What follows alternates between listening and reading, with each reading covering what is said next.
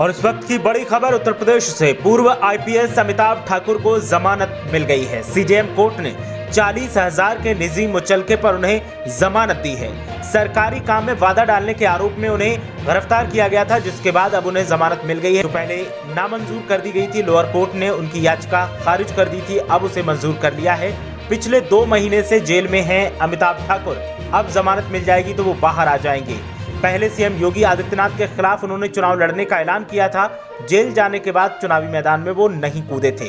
अखिलेश यादव की सरकार से ही अमिताभ ठाकुर सुर्खियों में रहे हैं, सरकार पर सवाल उठाते रहे। उसके बाद सीएम योगी आदित्यनाथ बने तो उनके कार्यकाल में भी कई सरकार से तीखे सवाल पूछते रहे और आरोप लगाते रहे।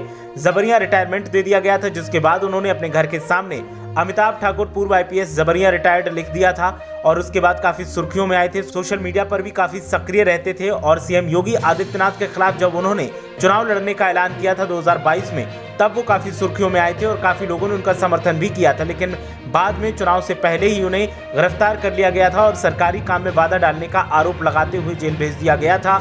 अमिताभ ठाकुर 2 महीने से जेल में हैं। सीएम के खिलाफ उन्होंने चुनाव लड़ने का ऐलान जरूर किया था, लेकिन जेल जाने के बाद उन्होंने ये फैसला शायद बदल दिया था और उन्होंने चुनाव में किसी भी तरह से पार्टिसिपेट नहीं किया, हिस्सा नहीं लिया।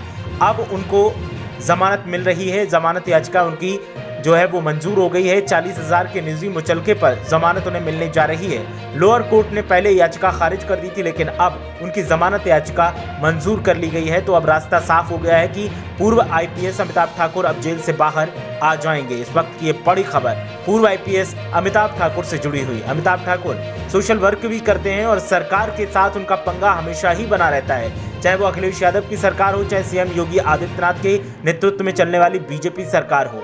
वो लगातार सरकार पर सवाल उठाते रहे और सरकार को असहज करते रहे। रिटायरमेंट पर भी उन्होंने कहा था कि उन्हें जबरिया इसीलिए रिटायरमेंट दिया गया है क्योंकि वो सरकार से तीखे सवाल करते हैं और सरकार को ही सवालों में लाकर खड़ा कर देते हैं। और इसी के चलते उन्होंने चुनाव लड़ने का भी ऐलान किया था कि वो सीएम योगी आदित्यनाथ के खिलाफ चुनाव लड़ेंगे। लेकिन जब वो जेल चले गए उसके बाद उन्होंने इस फैसले को बदल लिया था और अब वो जेल से बाहर आने वाले हैं। देखना यह है कि जेल से बाहर आने के बाद अमिताभ ठाकुर का अगला कदम क्या होगा। क्या वो सरकार के खिलाफ वैसे ही सवाल पूछते रहेंगे जैसे पहले पूछा करते थे।